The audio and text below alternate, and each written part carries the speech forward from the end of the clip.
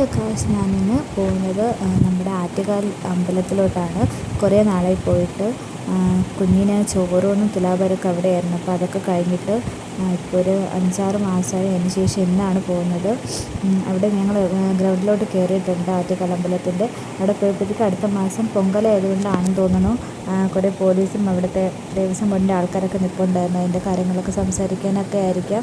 പിന്നെ കുറേ മറ്റേ തടിയൊക്കെ കൊണ്ടിട്ടിട്ടുണ്ടായിരുന്നു അമ്പലത്തിൻ്റെ ഉത്സവത്തിന് വേണ്ടി. ഇതൊക്കെ കെട്ടാൻ വേണ്ടിയിട്ടായിരിക്കും. അങ്ങനെ ഞങ്ങൾ നേരെ കാർ പാർക്ക് ചെയ്യാൻ വേണ്ടിയിട്ട് പോവുകയാണ്. അങ്ങനെ ഞങ്ങൾ കാറിൽ നിന്ന് ഇറങ്ങി കാറൊക്കെ പാർക്ക് ചെയ്തിട്ട് അകത്തോട്ട് കയറാൻ പോന്നു. ഞങ്ങൾ എത്തിയപ്പോഴത്തേക്കും കുറച്ച് ലേറ്റായി, 6:30 ആയി. അപ്പോഴത്തേക്കും ദീപാരാധന സമയം ആകാറായിരുന്നു. അപ്പോൾ ഞങ്ങൾ പെട്ടെന്ന് പോയി നാരങ്ങ വിളക്ക് കത്തിക്കാനുണ്ടായിരുന്നു. അങ്ങനെ അവിടെ നിന്ന് പോയി റെസിപ്റ്റൊക്കെ മേടിച്ചിട്ട് നാരങ്ങ വിളക്ക് കത്തിക്കും. ഞാനിവിടെ പോകുമ്പോഴൊക്കെ നാരങ്ങ വിളക്ക് കത്തിക്കാറുണ്ട്. അങ്ങനെ ഞങ്ങൾ നാരങ്ങയൊക്കെ വാങ്ങിച്ചിട്ട് നാരങ്ങ വിളക്കൊക്കെ കത്തിച്ച് പ്രാർത്ഥിച്ചിട്ട് അകത്തോട്ട് കയറാൻ പോവുകയാണ്. ഇച്ചിരി നാരങ്ങ വിളക്ക് കത്തിക്കുന്നിടത്തും കുറച്ച് തിരക്ക് തന്നെ ഉണ്ടായിരുന്നുള്ളൂ. വെള്ളിയാഴ്ച സാധാരണ ഇതിനേക്കാളും തിരക്ക് കാണാറുള്ളതാണ്. ഇന്നെന്തോ വലിയ തിരക്കൊന്നും ഇല്ലായിരുന്നു. പക്ഷേ ദീപാരാധന സമയം ഞങ്ങൾ അകത്ത് കയറിയപ്പോഴത്തേക്ക് ഇതിൽ തിരക്കുണ്ടായിരുന്നു. അങ്ങനെ വിളക്ക് കത്തിച്ചിട്ട് ഞങ്ങൾ നേരെ പോയത് കുളത്തിൻ്റെ സൈഡിലോട്ടാണ്. അവിടെ കുറേ കറുത്ത മീനൊക്കെ ഉണ്ടല്ലോ. അതൊക്കെ മോനെ കാണിച്ചെടുക്കാൻ വേണ്ടി പോയതാണ്. അതിൻ്റെ കമിഴ്ന്ന് വീണിരുന്ന് നോക്കണുണ്ട്. അതൊക്കെ മോൻ ആദ്യമായിട്ടാണ്.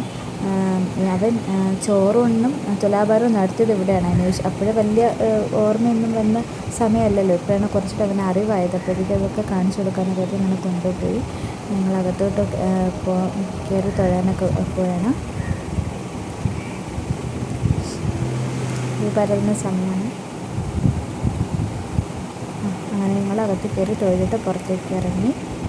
അടുത്ത് മറ്റേ ചട്ടമ്പി സ്വാമിയുടെ ഒരു ക്ഷേത്രം പോലുള്ള സംഭവമില്ല. അപ്പോൾ അവിടേക്ക് കയറി തൊഴുതിട്ട് ഞങ്ങൾ എല്ലാ പ്രാവശ്യം തിരിച്ച് പോകാറുള്ളൂ. അങ്ങനെ ഞങ്ങൾ അവിടെ നിന്ന് ഇറങ്ങിയപ്പോഴത്തേക്ക് ഒരു 7 മണി 7:30 ആയെന്ന് തോന്നുന്നു. ചെറുതായിട്ട് മഴ പെയ്യുന്നുണ്ടായിരുന്നു. ഞങ്ങൾ കാറിൽ കയറി അവിടെ നിന്ന് ഇറങ്ങുകയാണ്. അടുത്ത് ഞങ്ങൾ ഇവിടെ നിന്ന് നേരെ എവിടെയാണ് പഴവങ്ങാടിയിലോട്ടാണ് പോകാൻ വേണ്ടി പ്ലാൻ ചെയ്യുന്നത്.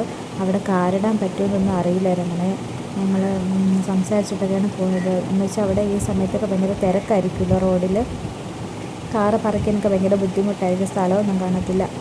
അങ്ങനെ മഴയായിരുന്നു, നല്ല മഴ. ഞങ്ങൾ കാറിൽ കയറി അമ്പലത്തിൽ നിന്ന് ഇറങ്ങി കുറച്ച് ദൂരം എത്തിയപ്പോഴത്തേക്കും തന്നെ നല്ല മഴയായി. ഈസ്റ്റ് കോട്ട് എത്തിയപ്പോൾ ഞങ്ങളിതാ കാറിൽ നിന്ന് ഇറങ്ങിയിട്ട് പഴവങ്ങാടിയിലോട്ട് കയറാൻ പോകുന്നത്. പഴവങ്ങാടിയിൽ കുറച്ചുകൂടെ തിരക്കുണ്ടായിരുന്നു. അവിടെ പോയപ്പോഴത്തേക്കും ദീപാരാധന സമയം നല്ലതായിരുന്നു. അതുകൊണ്ട് അകത്ത് വലിയ തിരക്കും കാര്യങ്ങളൊന്നുമില്ല. ഞങ്ങൾ തേങ്ങയൊക്കെ മേടിച്ച് അടിച്ചു. മാമിയാണ് അടിച്ചിട്ടുണ്ടായിരുന്നത്. ഞങ്ങൾ അവിടെ നിന്ന് ഇറങ്ങിയിട്ട് നേരെ വീട്ടിലേക്ക് പോവുകയാണ് ഗൈസ്.